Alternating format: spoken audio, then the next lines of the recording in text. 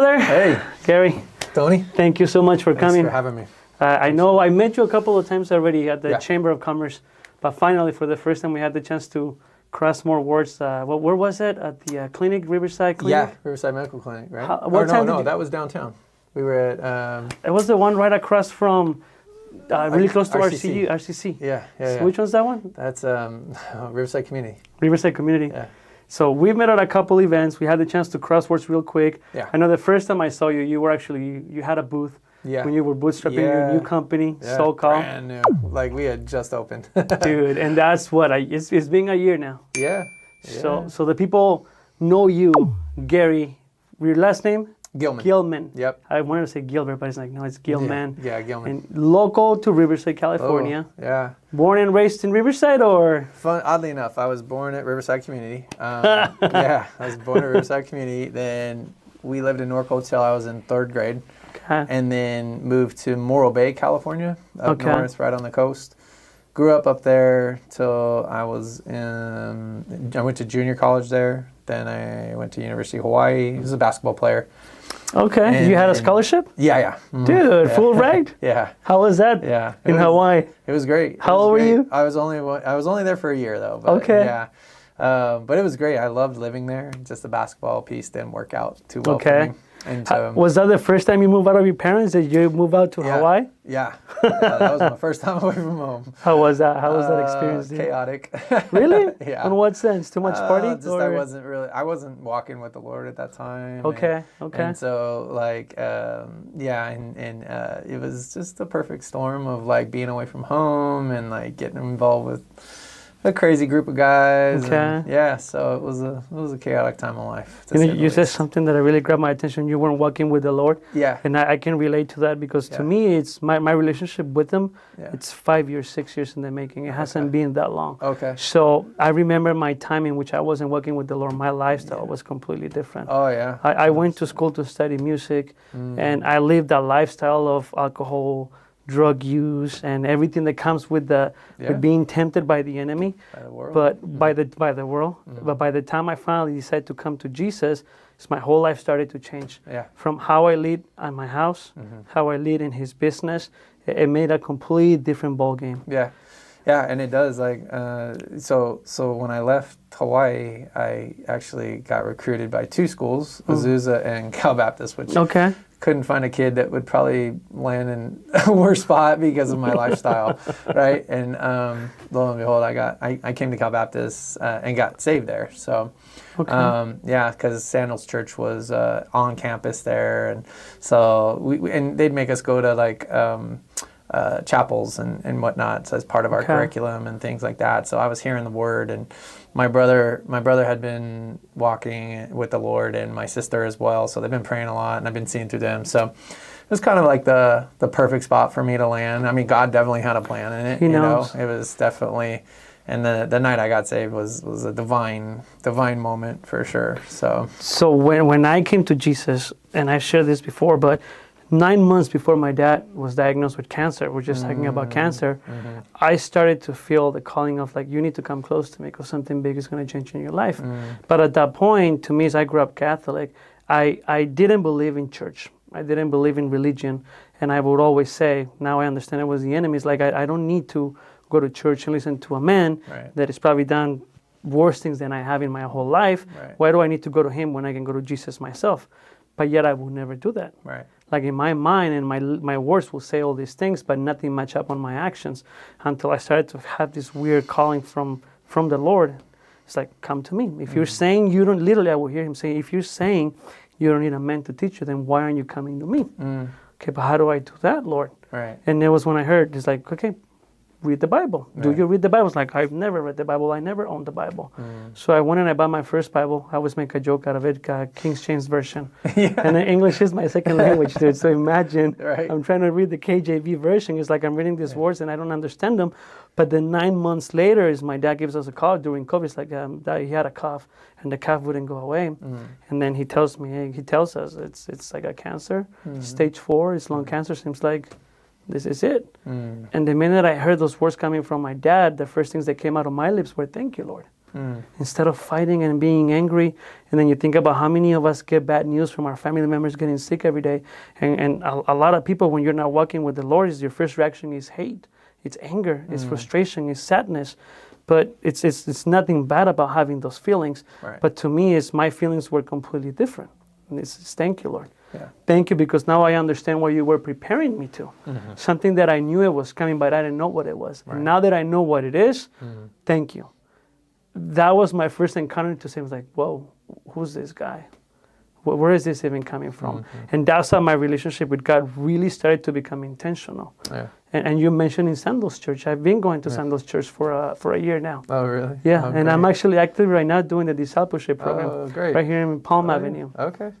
Yeah, we're in Woodcrest. You're in Woodcrest? We do the Woodcrest. Okay. So my wife's really entrenched with the youth there, the youth ministry. And then my daughter goes and my son goes. So one of the things I like about Pastor Adam is the way he talks. He's a man who, first of all, he has a family. He's a man. He's committed things that probably we all do, but he's still strong into his relationship with God. Yeah. And how he's being used from God or by God so that he can deliver the messages. Yeah. The messages that he speaks is like, okay, I'm talking to a guy who understands what I go through. Yeah. It's day to day, and I appreciate him a lot. That's awesome. Yeah, it's great to have a pastor that you really connect with and can relate to, because it can be tough otherwise, when you're not connecting. And then there's so many different things that pull us away during the day, and, just life in general, stresses and work and everything that piles on as a father and a husband, and you just try to... And running a business, a couple businesses on top of all that. The stresses that come with that nobody really understands. How has the Lord allowed you to run your businesses that you've had? Do you always bring them into your business? How has that relationship been between God and business? That's a great question. I'd say with my pharmacy, I didn't really have him a part of that. And it was more, the success came pretty fast and furious with it. And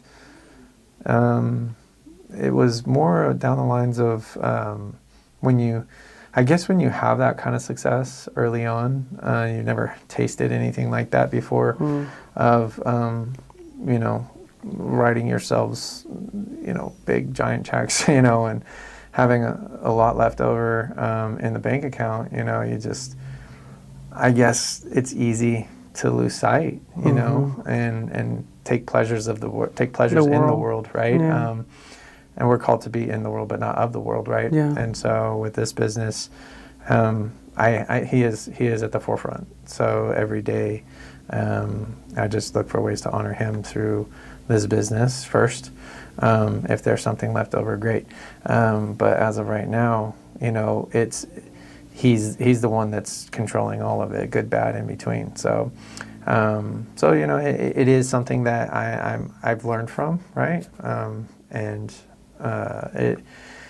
it hasn't always been, the best, because when money can do, it's the root of all evil, right? Yeah. And it truly is, because I was pretty strong in my faith, and then hit that business and just really struggled in my walk, and kind of fell prey to the successes of the world. And I always kind of compare it to, like, I wasn't making that kind of money, but like professional athletes and stuff like that. These guys have the world at their fingertips, women, money, fame, all the accolades, and they're on the road, and all these things happen, and I can't even imagine for these guys the temptations that are out there that they get every minute. Yeah, I mean, me playing on a band, I mean, everything was handed. Yeah, and all I had to say is yes. Yeah, and it will be right there. So that is when you bring it up for that perspective of being tempted by the world. And when you have the ability to just ask and you get it, is you tend to not ask for what the Lord wants you to. The spiritual ask is different to the human ones, and I've learned that too when I started to bring in this business to the Lord, because I wasn't working with the Lord too for, like I said, for over 5 years. And this business has been running for 10 years. It's going to be a decade next year. Right. That means for half of the life of this business, I was not working with them. And even before that, when I used to work in real estate. So having the access to the money, it led me to make a lot of wrong decisions. You know, but that is a beautiful thing that I realized about God is it's like you've learned what the world gets to offer. Is that really where you want to go? Right. And now I've understood it's like I don't want to go in what the world has to offer, but I've understood that I need to leverage what the world offers. But I'm no longer addicted to it. Now I am able to understand the finances that He's providing. I'm able to put them to use for something different. And He still wants us to be profitable. Right. That's not to say, the talents. The story of the talents. He came and he gave they gave 5 coins to one of the servants and then 4 coins to the other ones. Some of them put them to use and to multiply it, and the servant that didn't put it to use, from one of the kings asked him, why didn't you do anything with my money? It's the same thing. It's like the Lord gives us the money, but what are we doing with this money to serve Him versus serving us? And that is the biggest difference that I can tell you I've matured a lot from 5 years ago to now. Is because the Lord has allowed me to understand, okay, well, you have this money, what are you going to do with it? Yeah. Yes, you can go and get the pleasures of what you want, right. But where's that going to lead you? Yeah. It's like reading right now, the path is narrow for those that want to be with God, and the path is wide for those that don't want to live with them. So you use the example of the athletes. It's hopefully they will be able to bring in this attention to the Lord, but it's probably harder to do that when you're so distracted with the noise. Well, if you allow yourself to partake in the things of the world, right? So if you're out on the road and you're going to clubs and you're doing all the things that you shouldn't be doing, then eventually, When you hit this spiritual maturity, I'm very curious, when did that spiritual maturity hit you? And how? What happened in your life that, okay? Yeah, I think I got to a breaking point where I was about to lose everything, and my business was really struggling at a certain point, took a huge turning point, and, wife was fed up with some of the things that I was doing, and I just kind of had to go take a step back and look and go, okay, I'm at a crossroads right now. Like, what are you going to do? Are you going to stay and fight, or are you going to lay down and leave? I guess, I don't know. And so when we hit that crossroads, I decided, I got down on my knees and just said, you know what, this life is not where I want to be. It was never who I was, and the things of the world are very, how do I say it? They're great when they're there, right? The lust of the flesh, right? The lust of the flesh is strong, it's powerful when you have just basically, like you said, anything at your fingertips. And so it is something that can overtake you very easily if you're not, if you allow it to. Yeah. And so it's so important to stay back in the Word and in fellowship. I think fellowship is probably the most key thing that I lost, wasn't surrounding myself with brothers and wasn't surrounding myself with people, like-minded people. I fell away from all of that, and so when I did, it took its toll on me, so the world the devil got the best of me, and so, it was an ugly time. So I remember when I started to tell my wife that I wanted to come closer to God, and at that time, I would always have different hobbies. I was flying Cessnas, I was flying planes, I did my solo, and I would always pick up on something every 6 to 9 months. And it would be, oh, now I'm going to ride a motorcycle, oh, now I'm doing this. Is when you have the abilities of money not being the issue, you start to do things that you wouldn't even imagine to start to do with. But then that was part of my issues of not bringing my soul to Him, because the things of the world, they're flying, they're riding, they're doing all these things that brought me joy to the flesh. Yeah. But then I started to feel that emptiness, and I started to tell my wife, it's like, okay, babe, I want to come closer to God. I really want to start to build a true relationship with Him. And I say this not because she called me out, but she helped me realize who I was at the time. And she tells me, well, let's see how long this is going to last. When she said that, it got me deep. And it wasn't like it got me deep because I was mad at her. It's because she pointed something out that I had been aware that I was doing those things.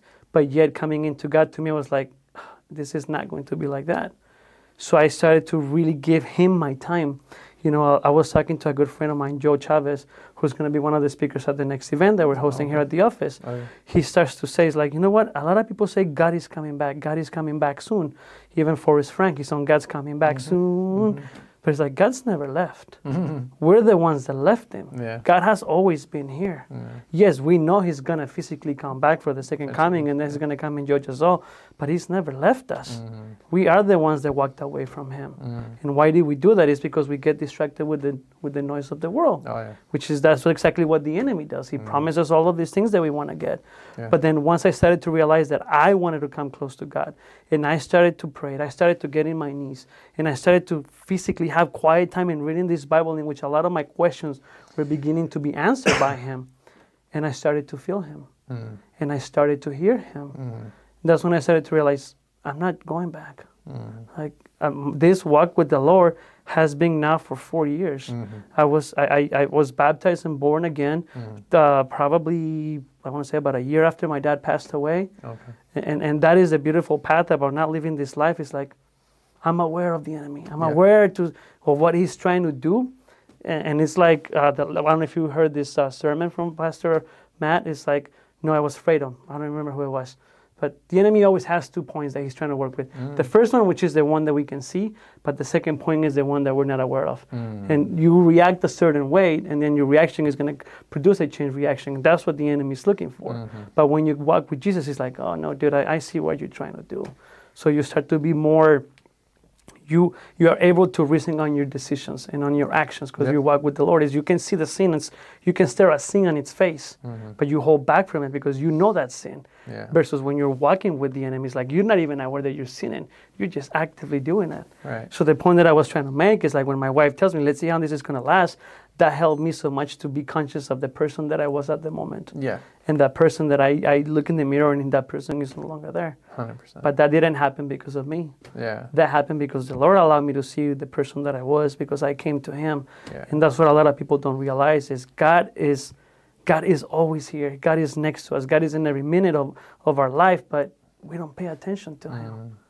We just suppress him with the noise of the tablets, suppress him with the noise of the cell phones. But when you bring him and you invite him into your life, then you invite him into your business, and you are aware of him, and you start to do those things that he wants you to do, man, life becomes so much easier. Honestly, from being a sinner, I still sin. I'm not saying I don't sin anymore. Of course. But from being a man who didn't used to know God to knowing him, it's like, dude, I'm not going back. Right. Yeah. I'm not going back with that. Life is so much better on the other side, you know? And even though, you know, like I said, the lust of the flesh is powerful, but God is so much more powerful, right? That relationship, that void, because it's a temporary fix. Is that lust of the flesh is like you said earlier, like just all those things that they're temporary fixes, and you're missing that. There's still a void there. There's still that void of like in your heart, like something's missing, you know, even though you had, you know, the plane flying and whatever thing you wanted to do, you could go do, right? But those are temporary adrenaline rushes, right? And you're like, and you get that fulfillment for that second, and then all of a sudden it's like, man, like what's the next thing? What's the next thing? You look for the next one. Yeah. So yeah, it you know, for me, you know, it kind of didn't hit rock bottom, but I was pretty darn close, and was playing with it, and so had to definitely make some decisions, and thank God I made the right decision. Praise the Lord, man. Yeah, so. What's to me, Proverbs 3:5-7, it became the first Proverbs or the first verse in the Bible that I've ever memorized, in which I live by it now. Is there a verse in the Bible that helped you see exactly what you needed to change in your life? A verse necessarily, no. I mean, not a verse necessarily, I guess. I've always, you know, lived my life ever since I was Christian, because I grew up Catholic too. I was an altar boy. Me too. I was an altar boy in Mexico, dude. I was an altar boy, and I grew up in the Catholic Church, and then fell way away, right? And then my success in basketball took me to really the pinnacle, right? Okay. I mean, like, just had things at my fingertips, and then same thing with business, right? Kind of had a lot of success there, and then kind of fell away, and it got to a point where now I'm thankful for those times in a way, because they've helped me understand the goodness in simplicity, right? Or the goodness in contentment. Okay.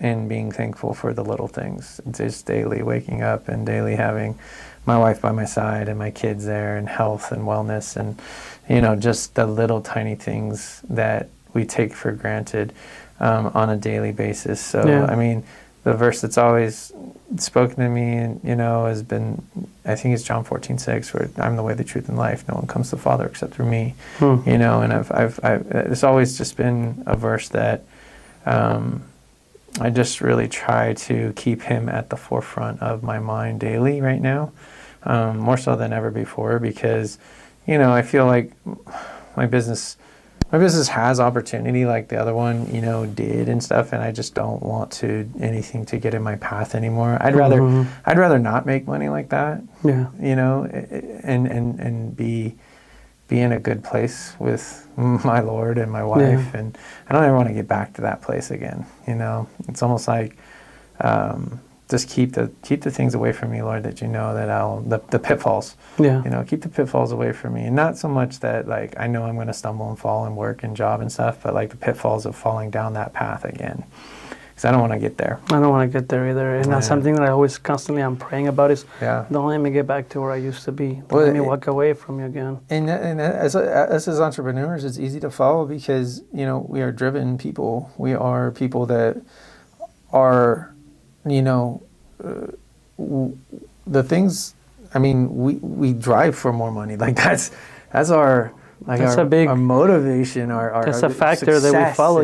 We're chasing all of these things to be able to have that. Background is like being involved and being successful in the world's eyes, right? And having all those things. And now I'm like, all right, Lord, like, what do you want me to do with it? You know, like, where should I place these funds? You know, rather than, you know, my son, you know, he's an athlete as well, and he's talking to me about, you know, Dad, what kind of car would you get if you had this and that, you know? And I'm like, well, bud, I mean, my perspective has changed a lot, you know? Like, I might do something like a Corvette or something like that, but like, it's something fun, sporty, you know, but I'd probably rent it for a day, bud. Like, I can't justify buying $100,000 of cars anymore. It's like, you've been through it, been and done with that, man. It, you know, it's like, it's fleeting, you know, it's just fleeting. It's like stuff,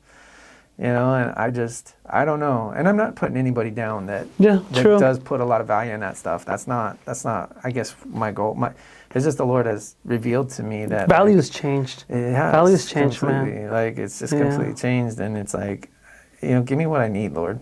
Like, give me what I need to support my family, sustain my life, and, you know, live a good life. Yeah. You know, and I don't need all the glitz and glamour, you know. But if I had it, great. I'd like to build a foundation for my kids, you know, and that's probably what I do with it, because I do feel like our kids are in an uphill battle right now. Just there's not it's different times that we're seeing. Tougher for them. Yeah. I'd love to build something that could be passed down or even sold and, you know, distributed out.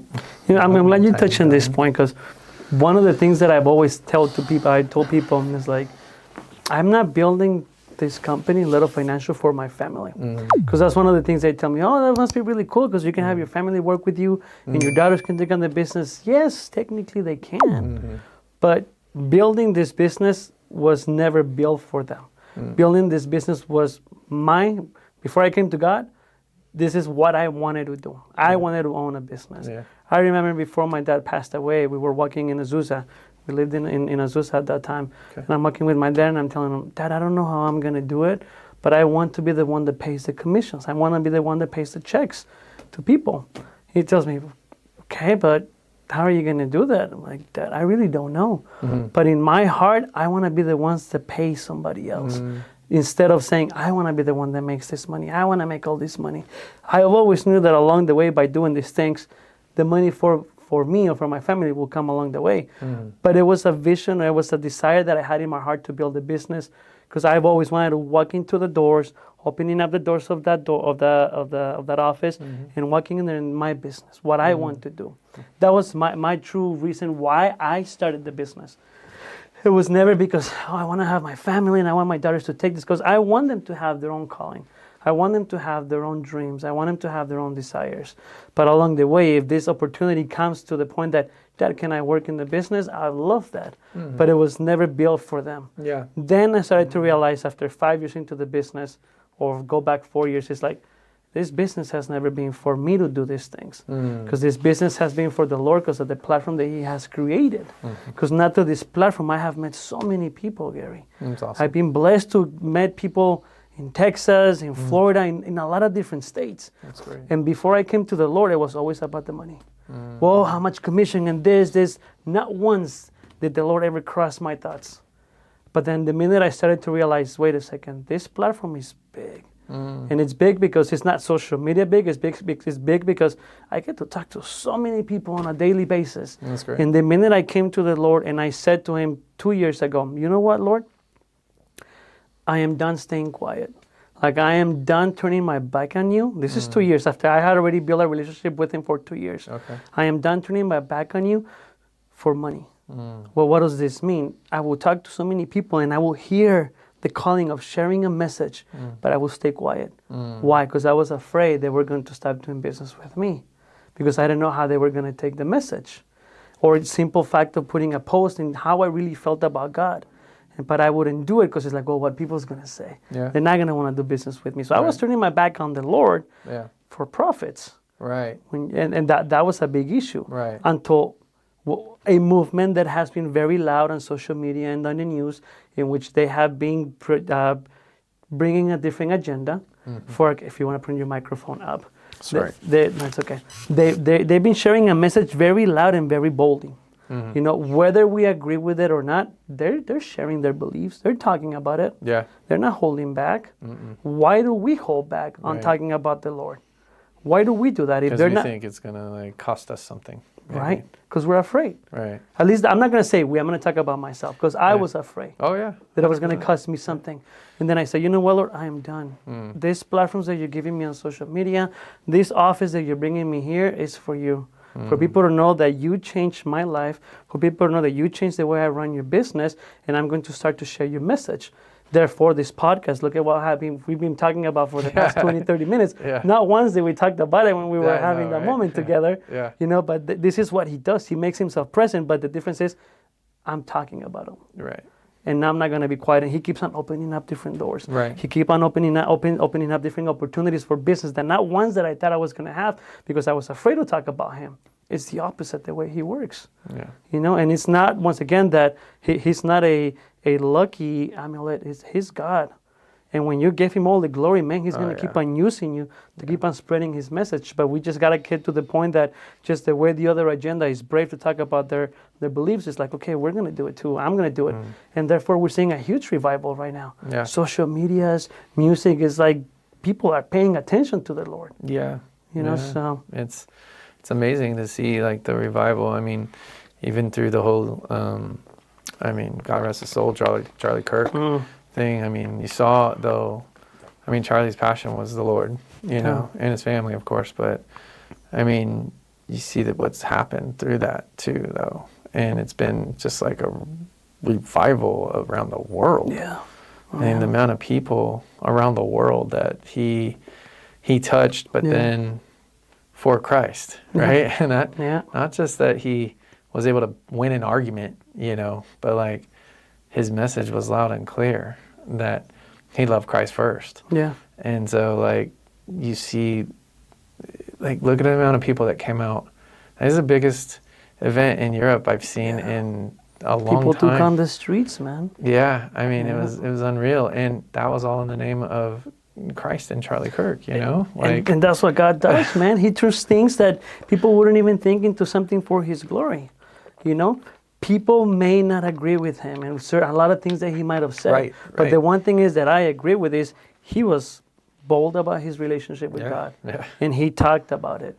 You know, everything else that goes left, right, or whatever, put that to the side. Right. He was brave to talk about his relationship with God. Right. And the minute he was put to death, that helped to touch so many more lives. Yeah.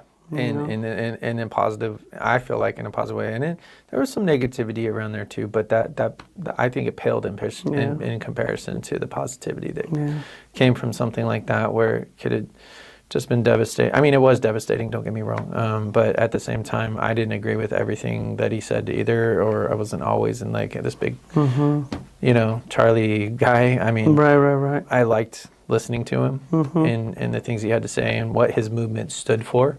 Because I do think people need to talk more and stop fighting and arguing, but we're gonna not agree on everything either, you know.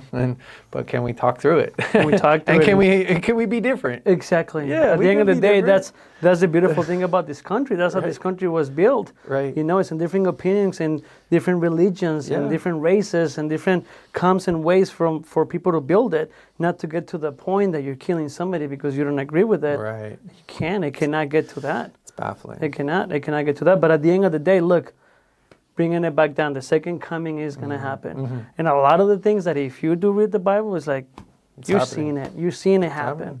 And some people think like, oh, why would you think about it this time? It's like, you just got to see it in the writing, man. Yeah. I mean, and that's where faith comes in. It's just it's not coincidence, you know. It's just like, there's so many prophecies in the Bible that have come true. Yeah. And for you have to have a lot of faith to be an atheist. You have to have a lot. Yes, so true. You have to have a lot more faith to be an atheist than you do to be a Christian. To be a Christian, you're right. You're right.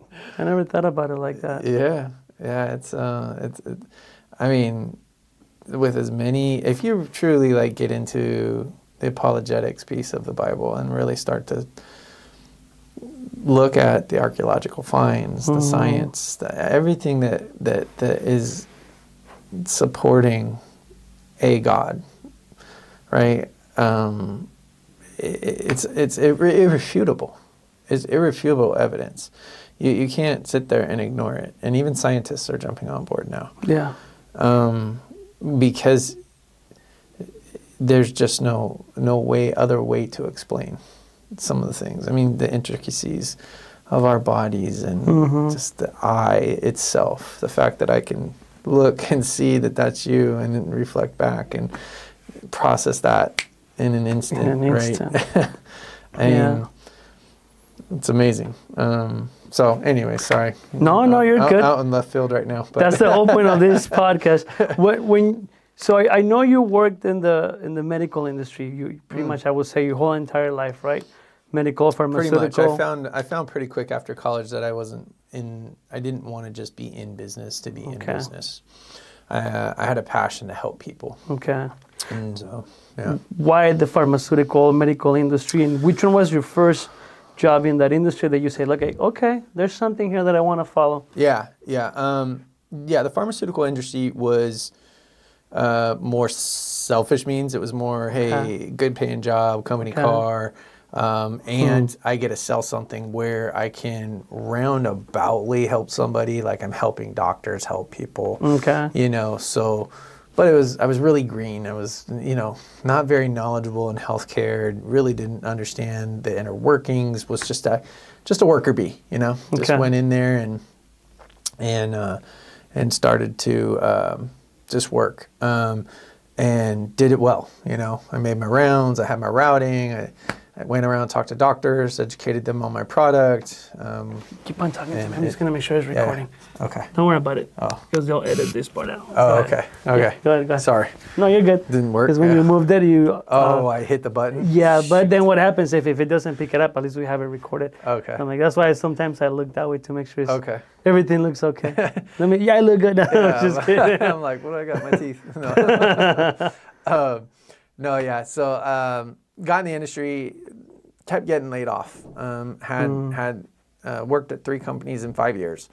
So was at top sales in the company all 3 times. How old were you at this point? And I was 25 probably. Okay. Yeah. So I graduated college in 02, and we're probably 05, 06, right around there.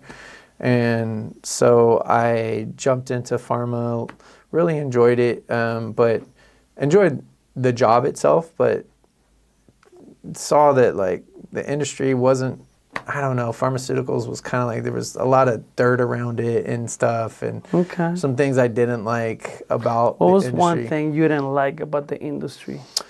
I didn't like how they would just come out with what we call Me Too products, right? Meaning that there was one that came to market, right? There'd be a product that came to market, and then all these other companies would make like a little tiny tweak and come out with a new product that was almost identical, but had a little bit of difference, maybe a little bit better efficacy or something like that.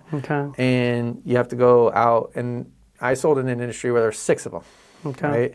And so now we're just begging doctors, you know, we're in there doing lunches and saying, hey, prescribe my product over this one because I get 2 points lower on, you know, your blood pressure than the next one or whatever it may be. Or mine's covered on this formulary and not this formulary. So when you see this patient on this formulary with this thing, you know, it just wasn't about helping people. It was about getting prescriptions, you know. And it wasn't my passion wasn't in like, hey, prescribing, you know, because this company dropped me at, you know, I had no loyalty to the company, really. You know, it was like they dropped me quicker than, you know, anything if I had saved money for them, but I was making them money, so they, you know, they keep me around. So, I don't know. So I found, once I got laid off for that last time, I ended up going into diagnostics and selling a blood allergy test. And I loved it because I was actually teaching there and helping doctors really understand allergy. Especially my primary care and pediatricians and some of the mid-levels like nurse practitioners and PAs that deal with a lot of the runny eyes and or watery eyes and runny nose. And so a lot of times they only think you can do the scratch test or the allergy scratch test to be able to determine what people are allergic to. But there's a blood allergy test that I sold that you just draw some blood and we can determine pretty clearly what they're allergic to. Is that still going? Because that's one of the things my wife struggles with a lot of allergies. Immunicap. And yeah, that's the name of the technology. And basically they take some blood and they'll be able to determine specifically what she's allergic to. And then you can eliminate that out. Like say you have a tree in the backyard that's birch or whatever, you know, that because you only produce, I'm going to get into it now. Go. Yeah, it's so there's IgE in the blood, which is immunoglobulin E, right? And it's an inflammatory marker. And so that's what's causing the inflammation that's going on. And so we can take that IgE marker and expose it to some of the allergens, and it'll tell us what they're allergic to, basically. In layman's terms, there's a lot more science behind that. So this test only has to be performed by a nurse practitioner, by a doctor? Yeah. No, well, it's just a blood draw. Could you do this at SoCal? I could not at SoCal because I don't have the technology. Like it's like a LabCorp or a Quest test, right? So like you draw the blood, and then they would bill your insurance or whatever. It just needs to be ordered by the doctor, right? And then they read the results. So you just determine, oh, okay, you're allergic to this, this, and this. So you got to stay away from it, right? I'm gonna have to have my wife try that out because she's always struggling with allergies and she gets them really bad. Well, and that's the thing is that like if you don't know what you're allergic to, how are you supposed to help? You know, you can take your Allegra or whatever, you know, your antihistamine. But, I mean, a lot of those have a 2-week onset of action. A lot of people don't even know that. You got to take it 2 weeks prior to when the season is. And then you got to take it prophylactically over time. Otherwise, it's going to take a long time to really give you relief. So really interesting. I loved it. Company got bought. layoffs happen. I'm like, all right, what am I doing now? What's next? So when did you start your first compound business? Was that your very first business, compound? Yeah, that was it. Okay. Yeah. So I actually ran into somebody who was actually selling on the behalf of a compound pharmacy. Okay. And I used to sell, when I sold in pharma, I sold in pain.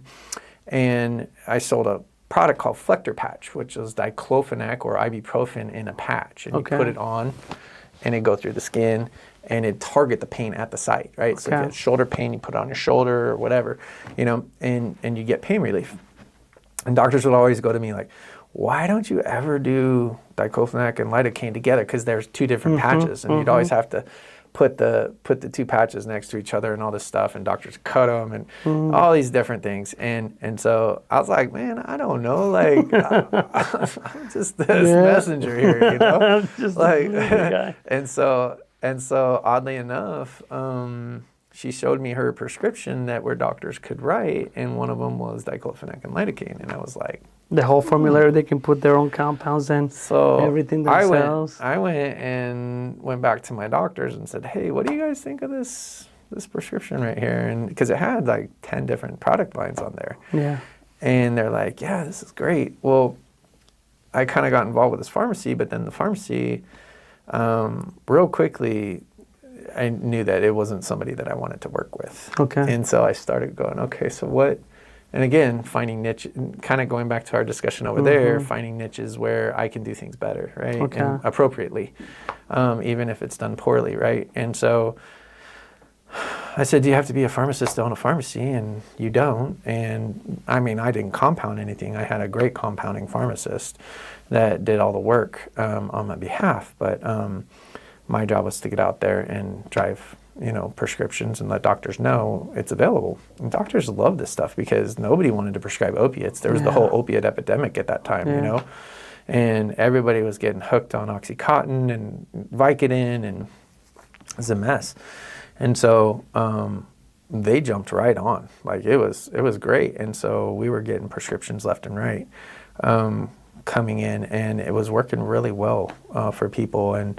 And so that was the beauty of it, was it's a product that worked, and we did everything the right way. So how was the process like to set up the pharmacy, the compounding and everything? What was the, you obviously you knew about the niche, but then, okay, one thing is to find, okay, what is it going to take to put this together?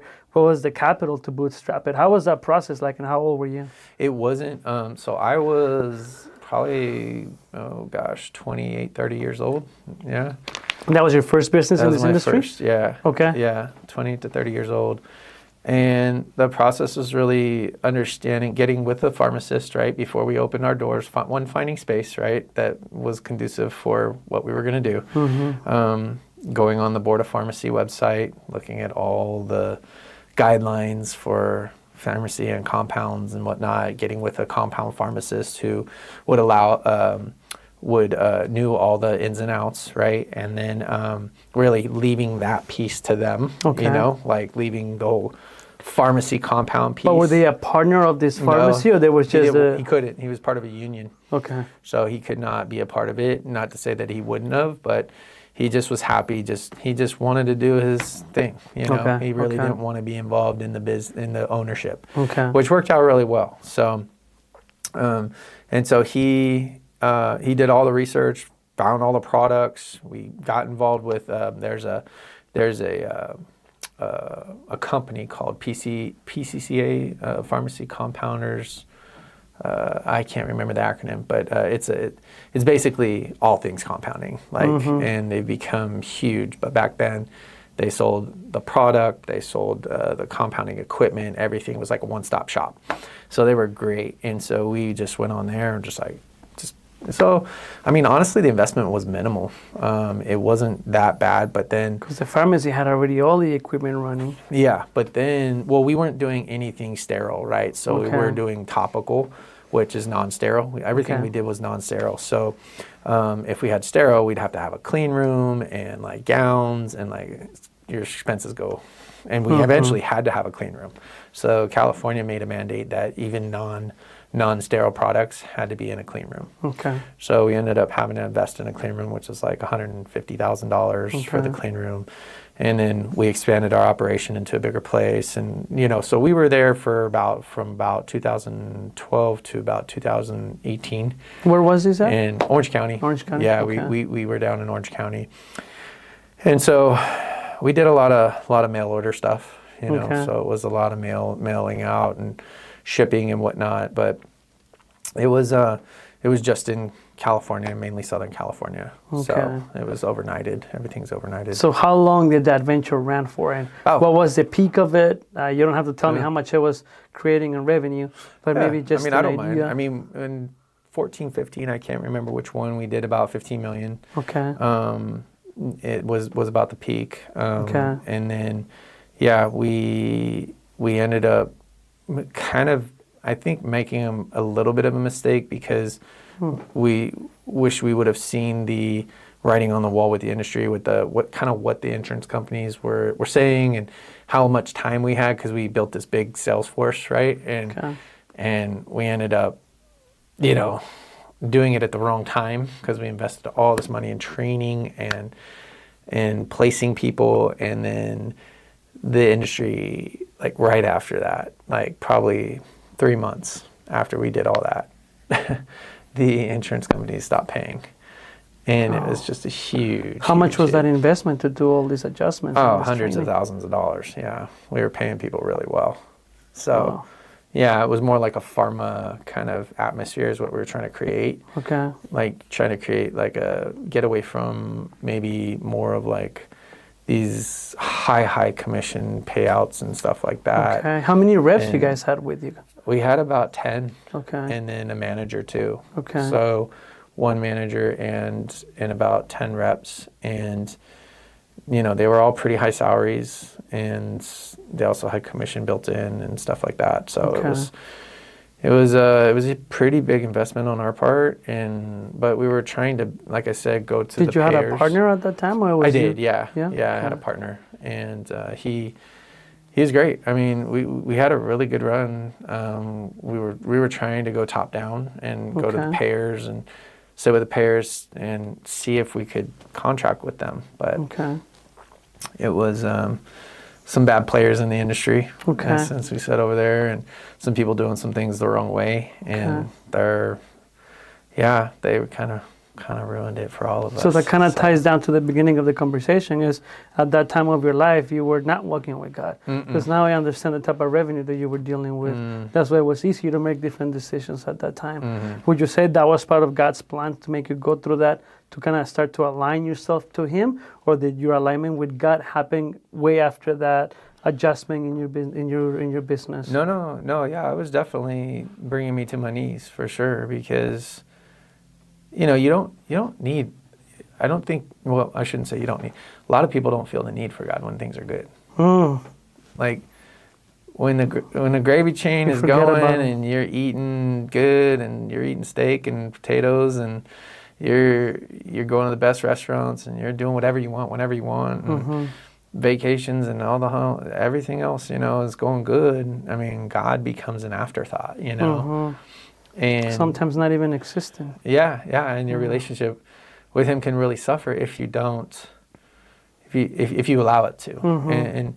And really now I feel that if I ever got back to that point, and I wish I could go back and do things differently, but like if I ever get back to that point, things would be very, very different. They will be, brother. I know that. You know that now. You know who you work for. Yeah. Now you know who the real CEO of the company is. At the end of the day, it is Him. Yeah. So when you're starting to see you going from 15 mil, what was it a gradual decrease, or was it just from 1 month to the other? No, or from it was gradual. Like, just it was over time. So we lost the major payers, and then we still had a couple that was doing okay, that sustained us for about another year. Okay.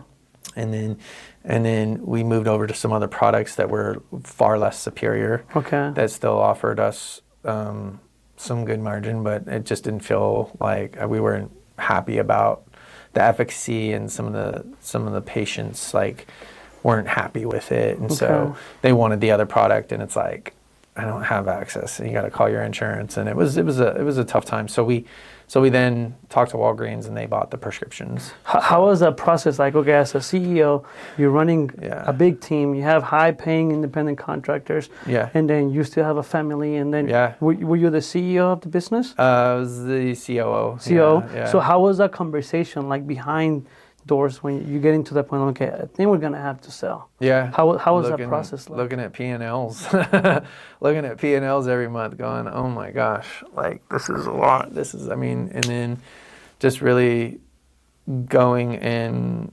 honestly, we had to either sell or close. That was the two options at that point, because if we didn't sell, the profitability had diminished so much that we just said, we just couldn't afford the day-to-days with, it was an expensive business to run, really expensive business to run. Was commissions one of your highest expenses, or? Commissions, and, I had, 2 pharmacists, so, salary? Yeah, salaries were huge. I had a whole call center, of like, at one point there was like 10 girls in call centers just hammering phone numbers out. And so, I had pharmacy techs, a number of pharmacy techs that were working with us, that were filling prescriptions, shipping costs, packaging, just so many different things that were very challenging. And, you look at the end of the day, the revenues went down so much. It's really the margin, right? Okay. So your cost and then the margin. So you got to operate everything else on that margin, right, before you even catch a dollar. So, we lost volume too, because patients weren't liking the product as much. Therefore, doctors were hearing about it, and therefore, they didn't like it as much, and it was like, doctors weren't prescribing, So then the prescriptions went down, so the volume just kind of diminished as the compounds didn't get covered. And how was the process of, okay, let's sell the company, let's find the buyer? How was that process like? We just put the word out to a broker and just said, hey, we have this compound pharmacy, we're interested in selling it. And Walgreens jumped at it, and I think we felt a lot of pressure to get rid of it, because we felt like the value was depleting on a daily basis. And so in order for us to have something tangible to even sell outside of just selling off the equipment, we had to make a move relatively quickly. And when was it that you sold that business? 2018? Yeah. Okay. Yeah. So from 2018, now 2025, we know you own Soul Cost Slim. Yeah. You're here in Riverside. Just opened that. How was that process from 18 to finding out the next venture in the medical industry? So, being in the medical industry, you hear about things all the time, right? Yeah. So there was a product that came across my desk called the TM Flow. It was a product that I was intrigued in. It was for diabetics. Helped us understand vascular disease and neuropathy, right? And if they had it. So it's a diagnostic tool to help diagnose vascular disease and neuropathy. But not only that, it helped us determine like how severe it was too. So when a diabetic gets diagnosed, they go through the life of their disease, and then 20 years down the road, they come in, they get put on medication, they get told to diet and exercise, and then 20 years down the road, they come in to their doctor and say, hey, I can't feel my feet anymore, And the doctor's like, well, how long has this been going on for? And they say, oh, it's off and on for a couple of years now, but it's being constant now. And it's like, well, why haven't you told me about this? And they're like, I don't know, because it went away. And so, things like that happen all the time, and a lot of times it's vascular disease or neuropathy that causes that. And so that's a blood flow issue or a neuropathic issue, and that's when feet get amputated or there's a big major cardiovascular event. So we got a technology that could help us determine early whether or not they have it and how severe it was before they even felt symptoms. And so, we would go around and test people, and we were looking to work with HMOs and It was going really well. We signed 2 contracts. On our 3rd one, COVID hit. And so you just bounce back from one, and here you go back into another one. COVID hit, and you know, diabetics were off limits. Like they were high risk. High risk. And so HMOs were like, you guys can't test anybody. You guys just stay away from everybody. So we were down for about 9-10 months. No revenue, and that was hard because I had 3 mortgages because I have a couple rentals. So 3 mortgages, and there's a moratorium in California on rental. So I had 3 house payments with no rent. Just a boatload of credit card debt. So it was this brutal. is what people don't see about entrepreneurs, about business owners. Yeah. They always think that you're on the top of the iceberg, but they don't see what's underneath that iceberg, holding it up. I'm still recovering. I'm still recovering from this past 2 years. I'm still recovering from COVID. Like I used all that money that we made. I almost had to use all of that savings. But do you have peace though? Oh yeah. Do you have peace? Oh, yeah. Peace that is undescribable. Yeah. Last year, dude. Yeah. Little financial, because everything that's happening in the insurance industry, we lost about $200,000. $200,000 for a small business, but 1.2, that's a lot of money. Yeah. Because my cost didn't decrease. Okay. Yeah. But what happens here is the peace that I've had, I could never explain it, knowing that it's going to be okay. I know. Because their faith that I have with them in the toughest time that I lived through last year, and I'm not talking personal. Personal, I went through a whole different story that at some point I'll share with you, but I've never had that type of peace that I have no idea where it comes from. I do know now where it comes from, but did you have that type of peace, dude? Before you came to him, before you had the big business, when you were making 15, were you at peace or were you stressed? No, I was interesting. I wasn't at peace, but there was a point, I got to a point where I didn't care, and that was a bad place to be. Yeah. What do you mean? Like I was checked out. Like I just got to a place where like things, like it got bad for a little bit. Like I didn't want to go home sometimes. Like it was contentious. It was it was not. And I just got to a point where I was just pushing God away, pushing my family away, and just a very dangerous place, I guess, if you will. And the world was getting the best of me for sure. And I was enticed, and I was entrenched, and I was I guess I was happy in that, but it was fleeting, like it was ugly, you know, and there was no peace. No, it wasn't peace. It was darkness, and it was, you know, now there's a lot of guilt and shame, you know, like a lot of frustration and like, why did I do that? And, you know, with my... Because I had to bring you where you are today, man. Yeah. Like all of the things that I did, I knew I had, like I knew I was going to have to go through that, because it was going to bring me to the relationship that I got with him today, because otherwise I never would have gotten to this point. Yeah. You know, and that is one of the things that as men we have to realize is not be ashamed of our past, because it's thanks to our past that we got to know God. I mean, at least men of God. Yeah. You know, because if people will find out the stories of us, they will be like, how? Like, how is it that you are blessed now that you changed your life? Look at Peter. Look at all the apostles. David. You look back at them. King David. Yeah. Like they committed so much sin, and we live lives that we never thought we would have been here today talking about them, but that's who God uses. Yeah, found refuge in that. His grace and his mercy is definitely something I embrace daily, you know. Me too.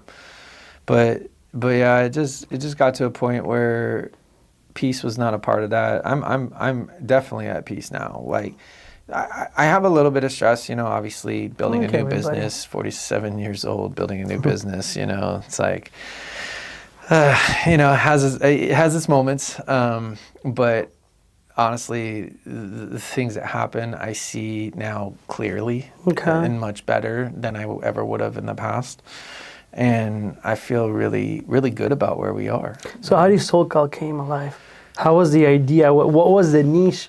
Because obviously it seems like you're in a position that you are constantly finding out new technologies coming out in the pharmaceutical and the medical industry, which is awesome because that gives you an upper head of finding out, okay, I don't want to call it a trend, but where the science is going towards. Well, it is kind of, it's very trendy, but I've always had a heart to help people, right? That's always been the crux of what I've wanted to do in this industry in healthcare. Is my heart is to help people, right? But I'm limited. I'm not a doctor. I'm a businessman, So when this opportunity presented itself, I said, "Oh wow, like this looks really neat." Like I mean, looking at these products and looking at how to help people, and then there was this business model. It was kind of a franchise, but kind of not, right? It had a franchise type model, but it wasn't technically a franchise, right? And so I looked into it and I said, okay, so I buy into this model. They give me the whole platform, the infrastructure and everything. They help me like basically get everything up and running and build it. But I saw a huge need in this industry, specifically this wellness industry, because my sister was going to a place as well. And she had a terrible experience. There was no support. There was just, it's like, come in, get your dose and leave. Like almost like cattle herd, Okay, you're out of here.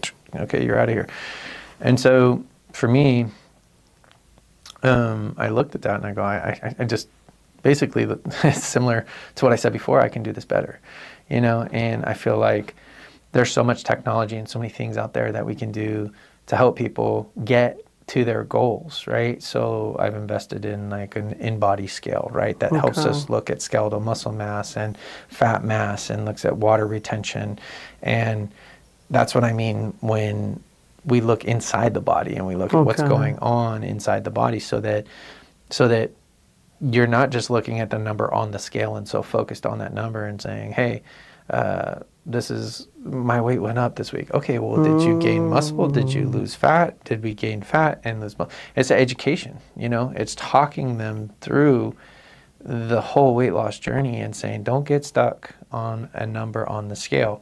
It messes with your mind, one. Two, they're paying really good money to be, with me. So it's like, what difference? Why come to me? Why are they going to come to me as opposed to go getting it at Hims or Hers or whatever online?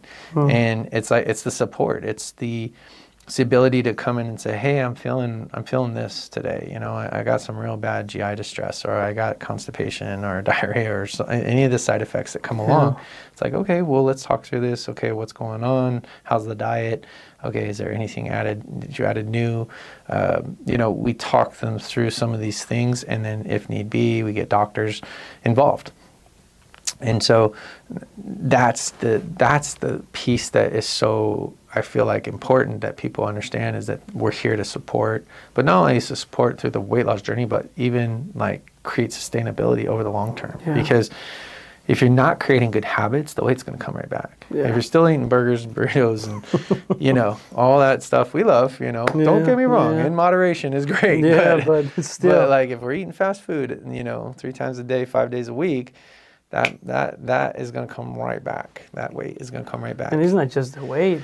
Now you're talking the long-term effects of eating like that. Now you're going back to the diabetes and doing all these other things that we want to live a healthier lifestyle, and then we complain about the pharmaceutical industry. We complain about how they treat us, that we're just a profit number, but then what are we doing to make sure that we don't fall to that place? It's how do we eat? It starts back there. Yeah, we don't beat people up. I mean, I got this sign in my injection room that says 1% better every day. And I truly believe that like it's so important for that little bit of encouragement. Like, we're not looking to be 100% better tomorrow. We want 1% better every day. And if we can wrap our heads around that, it becomes tangible, and it becomes, you can actually, it's a goal you can meet.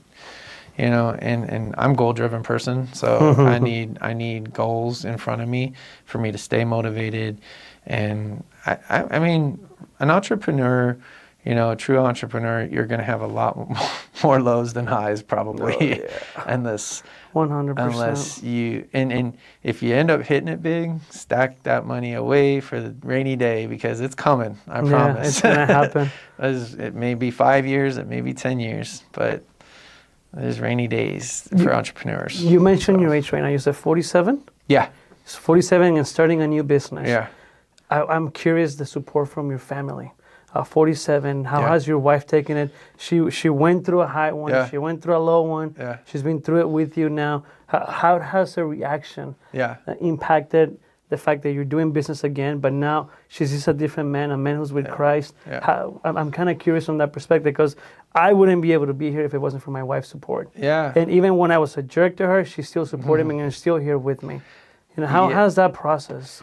She's it's funny because I'm the risk taker in the family, right? So like I definitely am more risk averse. She's way more risk averse. She will not take risk. So she's very, conservative when it comes to financials. She's conservative when it comes to just risk in general. But I think she's finally grown in the Lord as well to understand who we are, and I think she sees a lot more of the fruit of what we're building rather than, I think in the last business she didn't really pay attention a whole lot. She was just kind of off doing her thing and I was doing my thing, and we'd meet in the middle, right? But now she comes in, we see her all the time. She's involved in the business a little bit. And so she's I made her part of a lot of the decisions now rather than just doing things. Doing whatever you think is right. And so she becomes a part of the decisions, and it can be hard. We don't always see eye to eye on things, but eventually she comes around and will allow me to make the decision, but I have to make the decisions that I feel fit to build and grow the business. And so there is strategy behind it. I'm not blindlessly doing it. And she knows that now, that I'm not like just trying to throw mud at the wall and make it stick. It's like, all right, there's strategy behind this. This is what we're doing. This is why we're doing it. And this is how it's going to be executed. And, you really got to focus on how to execute these. And especially, when you're talking about, we have different channels, different verticals, where we can bring in revenue, and they all need to be catered to and tended and have different strategy plans and how to get people in the door and get people in the rooms. And so it's definitely results-driven business too. Like if I'm not getting results, I'm dead. We're gonna be struggling. I'm dead. Yeah. So it's a service-based model, and I think that. But getting back to what you were saying is how she handled it. It's not her favorite thing in the world to be starting a business again, but I honestly feel that she is happy with what we're doing as far as the business model goes, and I think she enjoys the business itself, the concept of it. Now, I can't get her to work there, but yeah, she does enjoy. That's good. Yeah, and she always tells me she's proud of me, so that helps. It helps a lot. Yeah. My wife doesn't say it, but she works here, and I know how she looks at me. I'm like, okay. Yeah. I know she said, because if she tells me, she says my head's gonna blow. Yeah. So that's one of the things. Like I don't get a lot of compliments, but when I do, I'm like, okay, cool. I know she's paying attention, and that's something that we're starting to do because this is her second month working with us. She's starting to pay attention to what's happening in the business. Right. Because it's like you guys, we have different verticals that we can create revenue. Right. And then we have the community of business owners that we're building. And then we have the podcast. She sees all these moving pieces. And having her being here to pay more attention is actually our relationship has grown from the point that now she understands what is it that I'm doing. When sometimes she's like, well, what is it that you really do? Now she's here. So that is working with our relationship. That's one of the things that she did tell me before she decided to come back, I just don't want you to be waking me up at 5 a.m. and telling me things I got to do. So I used to do, I'm like, okay, fair enough.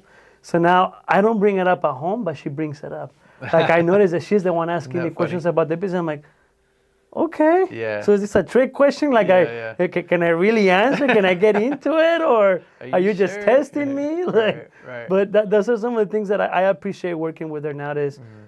I can see our relationship growing too. That's great. It's working out in a way that, God brought it into a whole different direction now that I follow him, and I lead my family with him and in his name, and I follow the business laws that he implemented for me to make sure that I don't violate the same mistakes that I make. And then my wife sees that. It's like everything is coming together, and I'm seeing it happening. Yeah. And I couldn't do that on my own, honestly.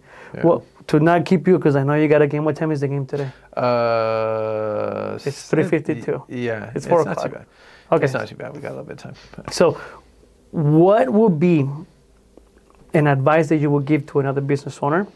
Somebody who's probably in the first 3-4 years of running a business. Yeah. Okay.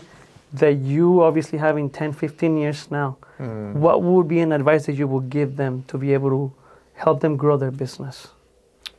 I would say the thing that took my knowledge and expertise to the next level was I found a coach, actually, who the coach was very high level and was the best thing that could have happened to me. He helped me learn my financials and how to extract information out of my financials and get usable information out of my financials. And it was amazing what he did for me. And he was a guy that, I paid him to come in and beat me up. Yeah. I mean, honestly, he would come in and smack me around. What are you doing? And nobody talks to the boss like that. Nobody will come in and do that, but I needed it, and he would just come in and say, you know what, if my CEO was here right now, you'd be fired. You'd be fired. And it's humbling,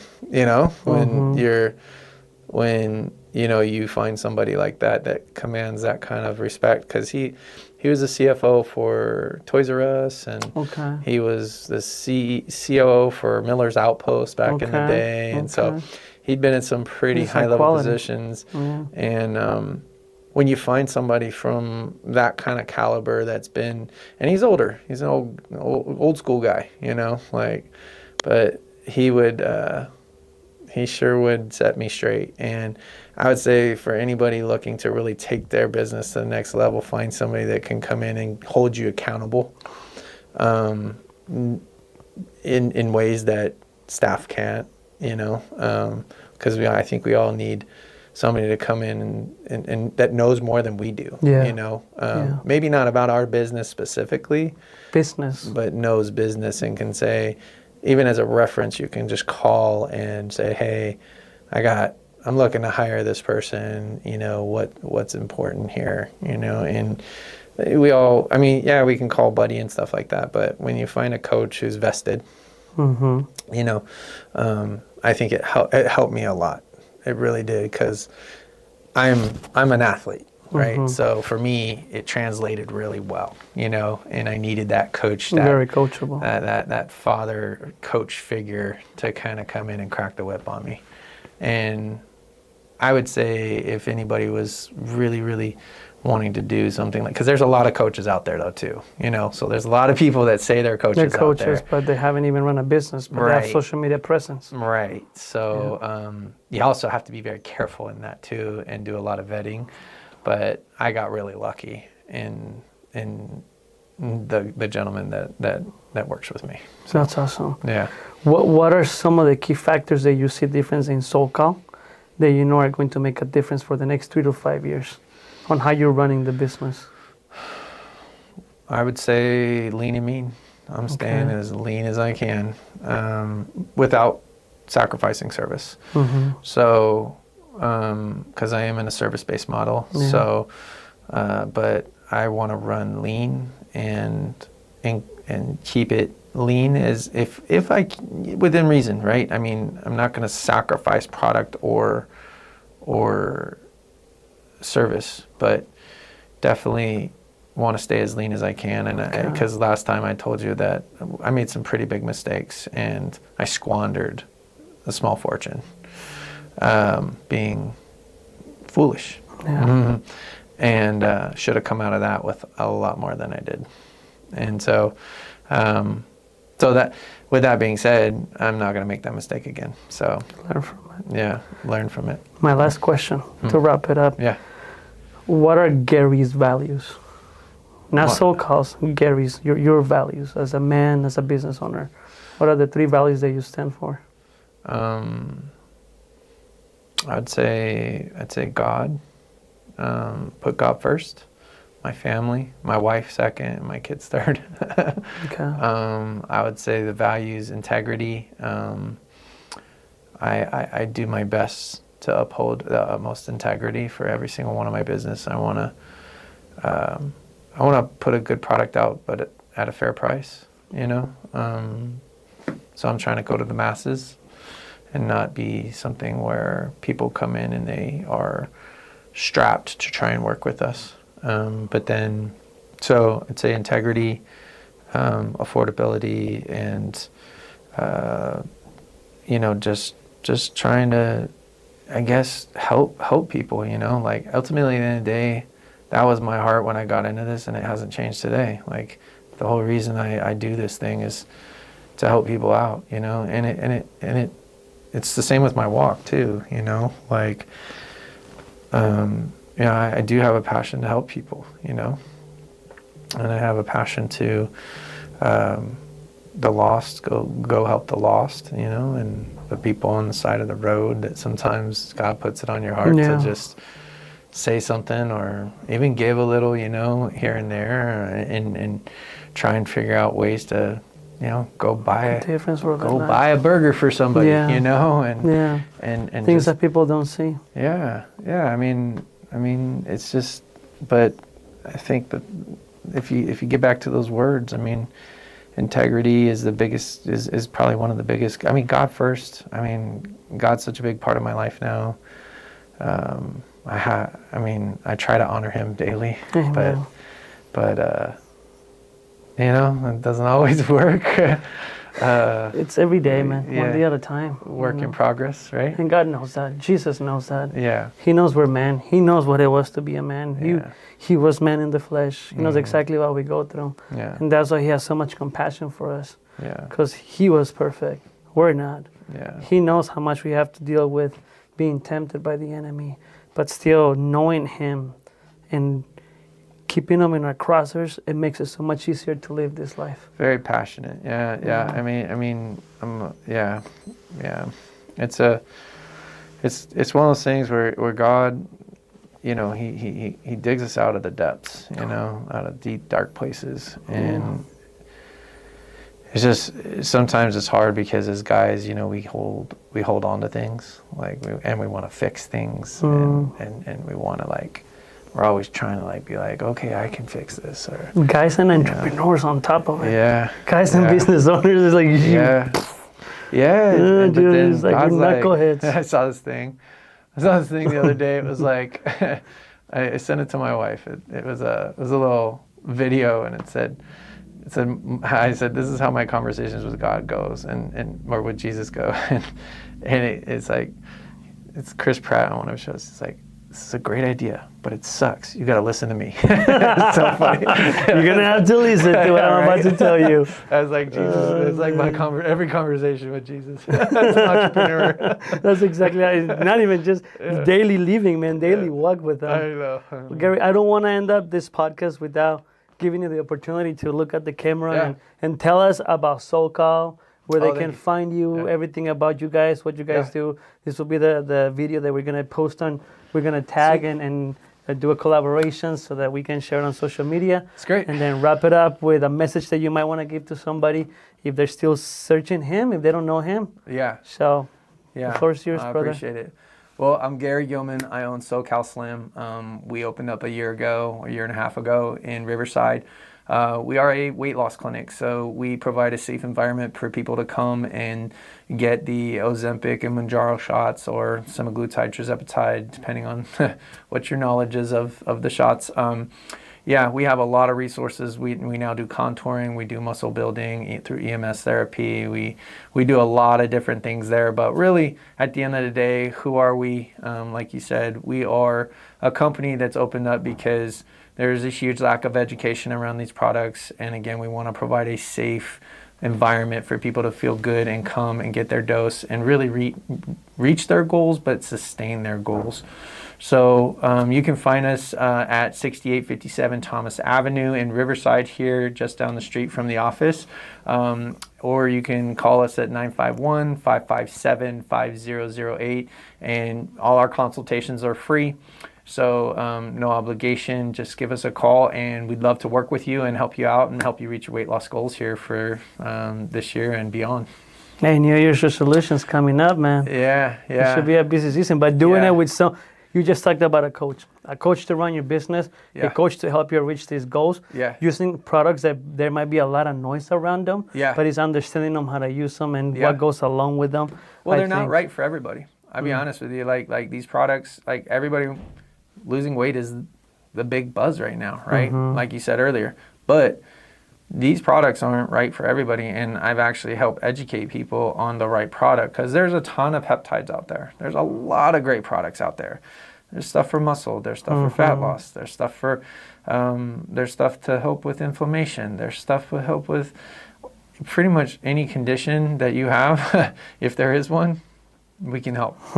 And so they fly under the radar. They're unconventional, but they're great products.